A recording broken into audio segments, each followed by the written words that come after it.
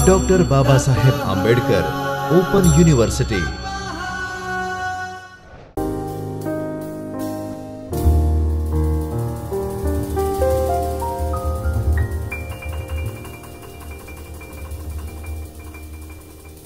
नमस्कार विद्यार्थी मित्रों, doctor Baba Saheb Ambedkar open university में मैं आपका हार्दिक स्वागत करती हूँ। मेरा नाम है डॉक्टर सिद्धि त्रिवेदी, असिस्टेंट प्रोफेसर हिंदी विषय। आज हम जो पढ़ाई करेंगे MHD 01 ब्लॉक नंबर 3, इकाई 14, एक कवि के रूप में तुलसीदास। अब जब एक कवि के रूप में तुलसीदास की बात हम करेंगे तो तुलसी की काव्य कला, फिर रामचरितमानस का रूप विधान, उद्देश्य, प्रस्तावना, कविता के बारे में तुलसीदास जी के विचार, मर्मस्पर्शी जीवन प्रसंगों का चित्रण, तुलसी के काव्यों में चित्रित विस्तृत जीवन फलक, सारांश, अभ्यास, प्रश्न, ये सारी बातें पढ़ाई में करनी होगी। लेकिन जब हम तुलसीदास जी को एक कवि के रूप में देखते हैं तो हमें तुलसीदास जी कैसे दिखाई पड़ते हैं, ये सबसे पहले जानना होगा। उद्देश्य तो यही है ना कि ये सारी जो इकाइयों के अंदर के टॉपिक हैं उनको हम विस्तृत रूप से न्याय दे सके, उन्हें समझ सके। तो सबसे पहले हमें ये जानना है कि एक कवि के रूप में तुलसीदास जी का हिंदी साहित्य के इतिहास में क्या महत्व रहा है। ठीक है, तुलसीदास जी सगुण धारा के कवि हैं। भक्ति काल में सगुण और निर्गुण दो धाराओं का वहन हुआ है। अब ये जो दो भक्ति काल में सगुण और निर्गुण दो धाराओं का विकास मिलता है। इस विकास के अंतर्गत सगुण और निर्गुण ये जो दो धाराएं बहने लगी, इस दो धारा का क्या महत्व है पहले हम थोड़ा सा ये समझ लेते हैं। सगुण यानी कि साकार और निर्गुण यानी कि निराकार। साकार रूप यानी कि जो साक्षात रूप है, और निर्गुण निराकार रूप जिसे हम आंखों से देख नहीं सकते हैं। अब आपके मन में ये प्रश्न भी होगा कि निर्गुण रूप है तो सही है कि आंखें बंद करके हम ईश्वर को याद करते हैं, ऐसे ईश्वर को जिसका कोई आकार नहीं है, प्रकार नहीं है, और उस ईश्वर को हम पूरी समग्र सृष्टि में उस ईश्वर को हम पूरी समग्र सृष्टि में पाते हैं। लेकिन सगुण में अगर साक्षात्कार की बात है तो सगुण धारा में जिस ईश्वर की वंदना होती है वह ईश्वर साक्षात कैसे हो सकता है। लेकिन आप जो मूर्ति पूजा स्वरूप ईश्वर को पूजते हैं उसे सगुण स्वरूप कहा जाता है। न केवल मूर्ति पूजा, लेकिन आप जिससे भी इंसान स्वरूप में या अन्य स्वरूप में, अन्य से मेरा मतलब है कि इंसान के अलावा प्राणी, पशु, पक्षी, कोई भी, अगर आप उसकी पूजा करते हैं साकार यानी आंखों देखी, तो उन्हें सगुण कहा जाता है। और तुलसीदास जी भी सगुण धारा के कवि थे। क्यों? क्योंकि उनके आराध्य देव भगवान श्री राम रहे हैं, और इसीलिए तुलसीदास जी को हम सगुण धारा के कवि के रूप में देखते हैं। तुलसीदास जी एक कवि के रूप में ऐसे रहे हैं जैसे कि मान लीजिए कि वो जहाँ निवास कर रहे हैं वहीं की ग्रामीण बोली, जन बोली को उन्होंने अपनाया है। तुलसीदास जी बाह्य आडंबरों में नहीं पड़े हैं, जैसे कि उनकी लेखनी तो बढ़िया थी ही, लेकिन उनके विचारों को उन्होंने कवि केशवदास की तरह अलंकारिकता या अति छंद या अति ऐसी भाषा जो समझने में काफ़ी कठिन हो, बोझिल हो और दिखावे में नंबर 1 हो, ऐसी किसी भी भाषा का उन्होंने सहारा नहीं लिया है। तुलसीदास जी ने केवल सहारा लिया है सरल भाषा का, ऐसी सरल भाषा जिसे हर कोई समझ सके। तुलसीदास जी के विषय में आगे अगर हम जाने तो उन्होंने रामचरितमानस की रचना जो की है वो सबसे बढ़कर सामने आई है। सबसे बढ़कर से मेरा तात्पर्य है, सबसे बढ़कर से मेरा तात्पर्य है कि उन्होंने अपनी जितनी भी रचनाएं की है उनमें से रामचरितमानस अव्वल नंबर की रचना रही है। और अन्य राम कवियों ने भी जितनी भी राम स्वरूप की चर्चाएं की है, भगवान श्री राम के चित्रण को वर्णित किया है, उनमें सबसे रामचरितमानस अपना एक दिव्य और श्रेष्ठ रूप रखती है, दिव्य और श्रेष्ठ रूप रखता है। अब तुलसीदास के विषय में पढ़ाई शुरू करने से पहले आप लोगों के एग्ज़ाम भी बहुत नज़दीक आ रहे हैं। तकरीबन मार्च में एग्ज़ाम होने वाले हैं और हम फरवरी आधा तो बीत चुका है, आधा बाकी है। तो सबसे पहले मुझे ये लगता है कि एक कवि के रूप में तुलसीदास जी पर समग्र मूल्यांकन करने से पहले एक नज़र विद्यार्थी मित्रों, मैं आपको ये सिखाऊं कि परीक्षा का पर्चा कैसे भरना है और ख़ासकर हमारी हिंदी विषयक परीक्षा का पर्चा आप लोगों को किस तरह से भरना है जिससे आप अपने विषय को न्याय दे सकें। कई बार ऐसा देखा गया है विद्यार्थी मित्रों कि आप लोगों को क्वेश्चन का आंसर बिल्कुल याद है, बिल्कुल अच्छी तरह से आपको आता है, आप समझते भी हैं कि इसका जवाब क्या लिखा जा सकता है, लेकिन अभिव्यक्ति कौशल की कमी होने के कारण आप उस प्रश्न को न्याय नहीं दे सकते हैं। तभी मार्क्स कम आते हैं और आप ऐसा भी सोचते हैं कि अरे ये तो मुझे कितना अच्छा आता था लेकिन मुझे मार्क्स क्यों नहीं मिले। क्योंकि जो अभिव्यक्ति कौशल्य है, आपको पेपर में जो पूछा गया है उसको अभिव्यक्त कैसे करना है, ये भी एक कला है। जैसे कि तुलसी की काव्य कला है, वैसे ही आपको पेपर में कैसे पेपर लिखना है, ये आप लोगों की अपनी एक कला होनी चाहिए, एक टेक्निक होनी चाहिए। सही आंसर के साथ पेपर भी सही तरीके से लिखा गया हो तो अवश्य ही आपको अच्छे मार्क्स मिल सकते हैं। बात करते हैं सबसे पहले निबंधात्मक प्रश्न की, और हम इसी विषय इकाई 14 के ही निबंधात्मक प्रश्न के ऊपर चर्चा करेंगे। साथ में इकाई 14 के रूप में अभ्यास प्रश्न जो आपका सबसे लास्ट वाला टॉपिक है, ये भी पूर्ण होगा। आपको निबंधात्मक प्रश्न भी मिलेंगे और आप उसके जवाब कैसे लिखना चाहेंगे ये पूरा पेपर स्टाइल में आपको समझाऊंगी। उसके बाद हम तुलसीदास जी पे मार्मिक व्याख्यान के रूप में चर्चा करेंगे। अभ्यास और प्रश्न देखिए आपका सबसे लास्ट वाला टॉपिक रहा है, तो आपको निबंधात्मक प्रश्न के रूप में जब पूछा जाए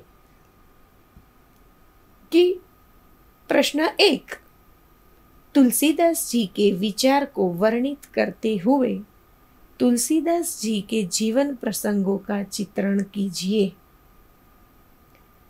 मर्मपर्शी जीवन प्रसंगों का चित्रण बताते हुए तुलसी के जीवन फलक पर दृष्टिपात कीजिए। तुलसी के रामचरितमानस का रूप विधान स्पष्ट करिए। तुलसी के रामचरितमानस का रूप विधान स्पष्ट करते हुए तुलसी की काव्य भाषा पर प्रकाश डालिए। तुलसी की काव्य कला का चित्रण कीजिए। काव्य का रूप विधान और छंद और संगीत पर दृष्टिपात कीजिए। तुलसीदास के काव्यों में चित्रित विस्तृत जीवन फलक पर एक दृष्टि डालिए। तुलसी की काव्य कला का विस्तृत रूप से चित्रण करते हुए तुलसीदास जी के जीवन को व्याख्यायित कीजिए।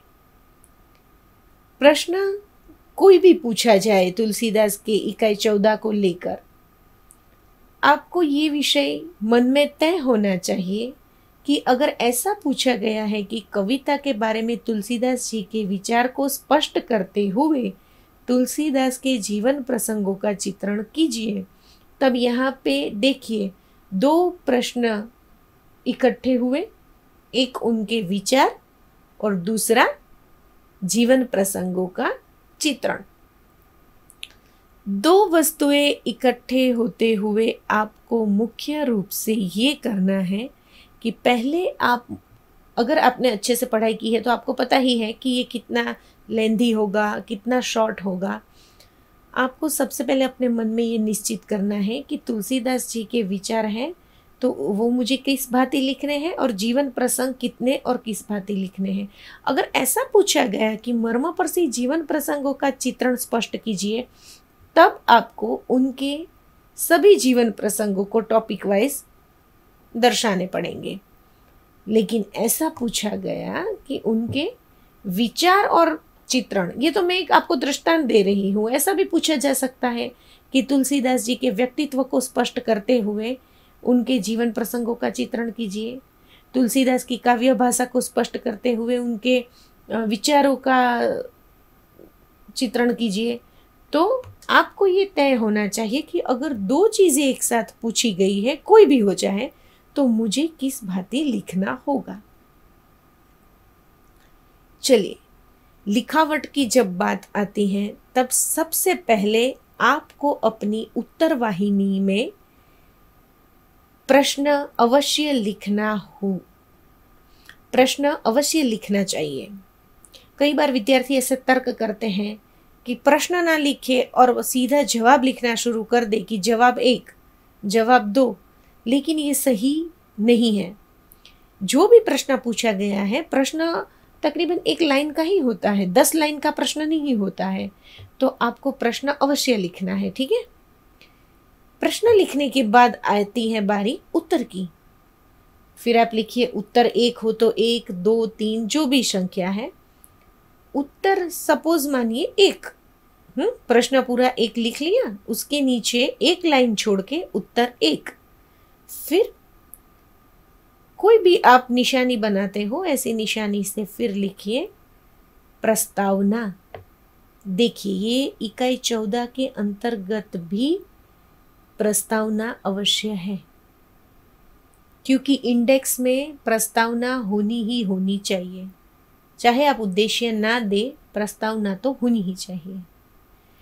तो प्रस्तावना के अंतर्गत क्या करना है, जब आपको निबंधात्मक प्रश्न पूछा जाए तो आपको 5 से 7 लाइन प्रस्तावना के अंतर्गत लिखनी है कि आप किस विषय में, कौन से प्रश्न के अंतर्गत आप उसका आंसर दे रहे हैं, उस विषय की आपको प्रस्तावना लिखनी पड़ेगी।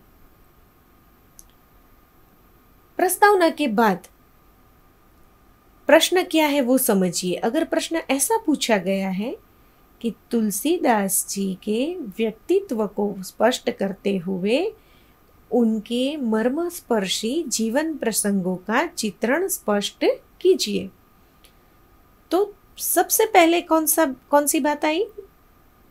सबसे पहले कौन सी बात आई?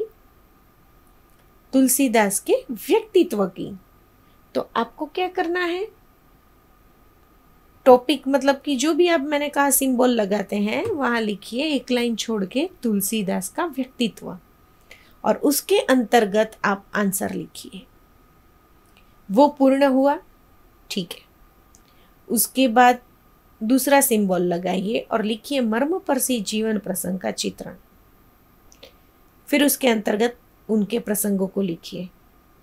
अगर 2 प्रश्न एक साथ पूछे गए हैं ऐसा लगता है तो आपको भली भांति पता होना चाहिए कि आपको कितना और कैसा लिखना है। अगर एक ही पूछा है तो वो ज्यादा विस्तृत रूप से लिखना पड़ेगा, ठीक है। वो भी पूर्ण हुआ। उसके बाद लिखिए सारांश, और सारांश में आपने जो भी प्रश्न लिखा है पहले से लेके प्रस्तावना से लेके अंत तक, वो 5 लाइन लिख दीजिए, और तब ये प्रश्न आपका होता है पूर्ण। लेकिन अक्सर मैंने देखा है जब हमारे पास कॉपियाँ आती हैं जांचने के लिए, तो मैंने पेपरों में कई बार ऐसा देखा कि ना प्रश्न लिखा है, सीधा उत्तर शुरू कर दिया है। और उत्तर भी कैसे शुरू करते हैं? तुलसीदास का जीवन प्रसंग का चित्रण है तो सीधा चित्रण लिखने लगते हैं। कई बार तो ये टॉपिक भी ऊपर दर्शाया हुआ नहीं होता है। तो इस तरह से नहीं होता है। अगर आपको अपने प्रश्न के पूरे मार्क्स चाहिए तो भले ही आपको जितना आता है उतना लिखिए। 2 पेज समझ में आते हैं तो 2 लिखिए, लेकिन व्यवस्थित रूप से लिखिए। दूसरी बात आपसे ये करनी थी मुझे कि अगर आपके अक्षर बहुत ही ज़्यादा गंदे निकलते हैं या बहुत ही ज़्यादा इतने छोटे हैं कि पढ़ पाना मुश्किल हो, तब ये 2 हालातों में एक काम अवश्य करना होता है कि आपको अपने जो अक्षर हैं उन्हें बड़े करके लिखना पड़ेगा। आपको अपने अक्षर बड़े करके लिखना पड़ेगा। बड़े क्यों कह रही हूँ मैं? इसलिए बड़े कह रही हूँ क्योंकि अगर आपके अक्षर गड़बड़ हैं, सही रूप से दिखाई नहीं देते हैं, तब आपको बड़े रूप में आप लिखें। तब आप जब बड़े रूप में लिखेंगे तो परीक्षक पढ़ पाएंगे। कई बार ऐसा होता है कि आपने सही लिखा है, बिल्कुल आप सच जा रहे हैं, लेकिन आपके अक्षर पढ़ पाना ही इतना डिफिकल्ट है, तो वो भी नहीं चल सकता। अब आगे निबंधात्मक प्रश्न के बाद बारी आती है टिप्पणी लिखिए, शॉर्ट नोट्स। टिप्पणी यानी कि आपको जो भी पूछा गया उस पर आपको जवाब देना है, लेकिन टिप्पणी में एक बात स्पष्ट होती है कि वह 2 प्रश्नों को मिला के नहीं होती है कभी भी। निबंधात्मक प्रश्न में जिस स्वरूप से पूछा जा सकता है 2-3 प्रश्न को मिला के, लेकिन टिप्पणी में ये स्वतंत्रता रहती है कि किसी एक ही विषय पर पूछा जाता है। क्योंकि कई बार ऐसा होता है 10 मार्क की पूछी गई और आपको 5 दी है तो उसमें से 2 छांट कर निकालनी है। कई बार ऐसा होता है कि आपको 3 टिप्पणियाँ पूछी गई हैं 9 मार्क्स की, तो 6 दी गई है, तो आपको क्या करना है? उनमें से कोई भी 3 लिखनी है। अब देखिए, ज़्यादातर टिप्पणी एक नहीं पूछी जाती कि सिर्फ एक ही लिखनी हो। आपको काउंट्स में दिया जाता है टिप्पणी लिखिए किन्ही 2 या किन्ही 3। तब आपको पहले तो ये पढ़ना है 2 है या 3 है। 2 है तो उस हिसाब से आपको ये तय करना है कि मुझे कितना लिखना है। 3 है तो थोड़ा शॉर्ट हो जाएगा। शॉर्ट हो जाएगा मतलब आप ऐसा मत कीजिएगा कि 3-4 लाइन ही लिखिए, ऐसा बिल्कुल नहीं होना चाहिए। टिप्पणी में अक्सर, चलिए मैं इकाई 14 की ही बात करूं तो आपको टिप्पणी इस तरह से पूछी जा सकती है। ये सिर्फ मैं आपको एक दृष्टांत दे रही हूं। तुलसी की काव्य भाषा, तुलसी के काव्य में चित्रित जीवन फलक, तुलसीदास के कविता रूपी विचार, रामचरितमानस का रूप विधान, तुलसी के काव्य का रूप विधान। तुलसी काव्य में छंद और संगीत। टिप्पणी कभी ऐसी नहीं पूछी जाएगी कि तुलसी की काव्य कला। अगर सपोज पूछी गई, मान लीजिए कि अगर, वैसे तो नहीं होना चाहिए क्योंकि आपको एक टिप्पणी में जितना एक पेज या इतना ही लिखना होता है, ज़्यादा नहीं होता है। मान लीजिए कभी ऐसा भी परीक्षक हुआ जिसने ये प्रश्न निकाल दिया कि तुलसी की काव्य कला, तो काव्य कला के अंतर्गत तो और 4 टॉपिक है ना।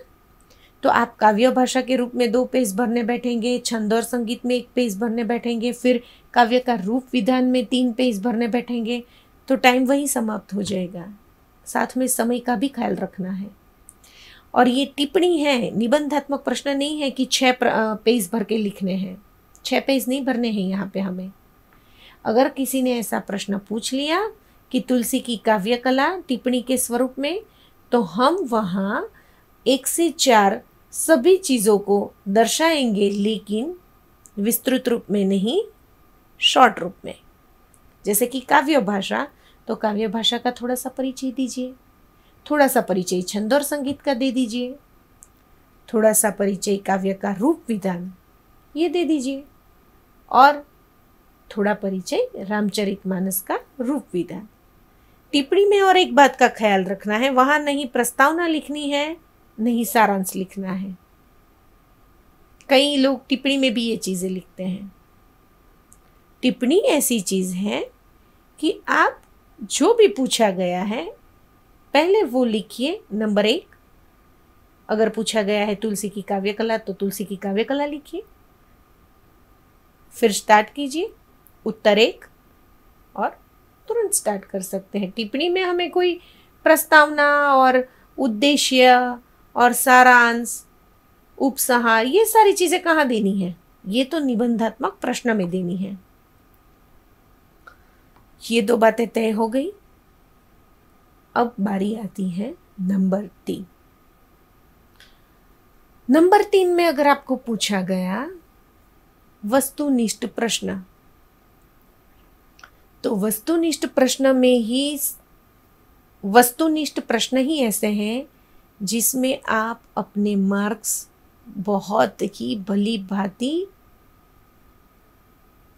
ला सकते हैं, क्योंकि कम मेहनत, कम लिखावट और 1 रिक्त स्थान है तो 1 रिक्त स्थान का 1 मार्क, 2 है तो 2 मार्क्स, तो ये बहुत अच्छी बात है।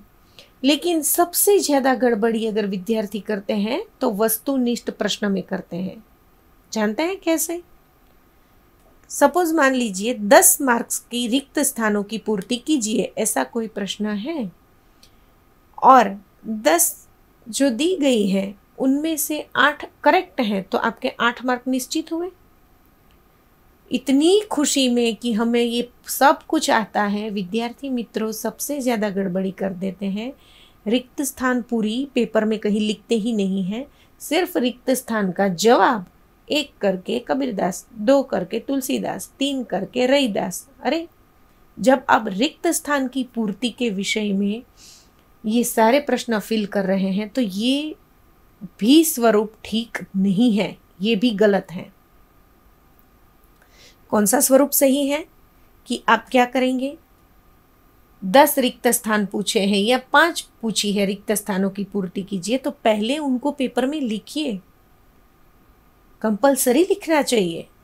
आपको लगता है कि मैंने 8 लिखी है, मेरे 8 मार्क तो निश्चित है, तो इसमें क्यों नहीं आए? इसलिए नहीं आए कि आपने सिर्फ जवाब लिख दिया है तो आपका आधा मार्क्स दिया गया है, तो 8 की जगह आपके 4 ही वहां मार्क्स लगते हैं। इसीलिए परीक्षा में हड़बड़ी करने से बचें और जितनी रिक्त स्थान पूछी गई है, अगर सभी के जवाब देने हैं या 10 में से 5 के देने हैं तो 5 लिखिए, 10 है तो 10 पूरी लिखिए। पूरी कैसे, मैं दृष्टांत के साथ समझाती हूँ।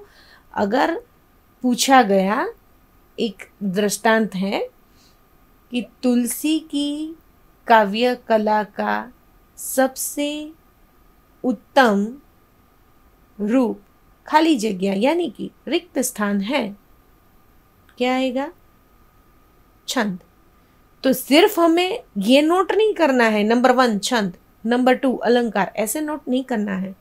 मैंने जो अभी बोला कि तुलसी की काव्य कला का ये पूरी लाइन लिखनी पड़ेगी और फिर रिक्त स्थान बनाइए और उसमें जवाब लिखिए। तो ये भी खास ध्यान रखना पड़ेगा।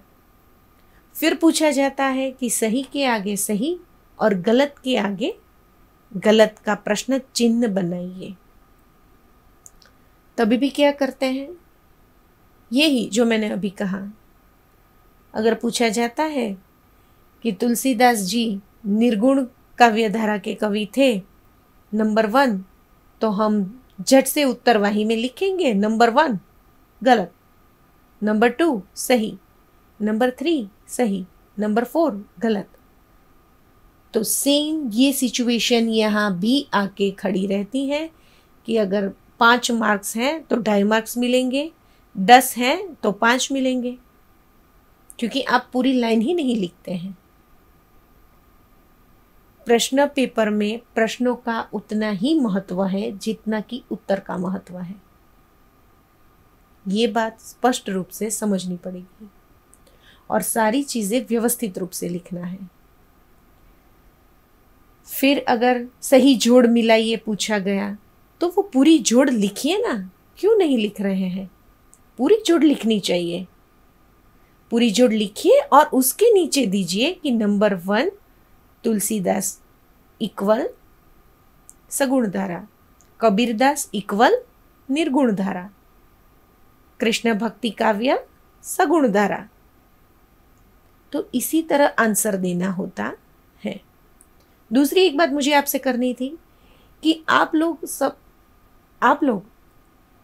प्रश्न एक, सपोज आपको नहीं आता है निबंधात्मक, तो आप 2 से स्टार्ट करते हैं या पहले आप टिप्पणी लिखते हैं, कोई बात नहीं, लेकिन आप जो भी लिखते हैं उसकी सूचना उसके ऊपर दी होती है कि निम्नलिखित टिप्पणी लिखिए। तो ये भी लिखना चाहिए ताकि परीक्षक को पता चले कि वो जो पढ़ रहा है वो टिप्पणी है, उसके बाद आपने निबंधात्मक लिखे हैं। तो ये सब आप कृपा करके एकदम स्वच्छ रखें, स्पष्ट रखें, ठीक है? तो विद्यार्थी मित्रों, आगे के लेक्चर में हम कवि के रूप में तुलसीदास जी का वर्णन पढ़ेंगे। अभी धन्यवाद।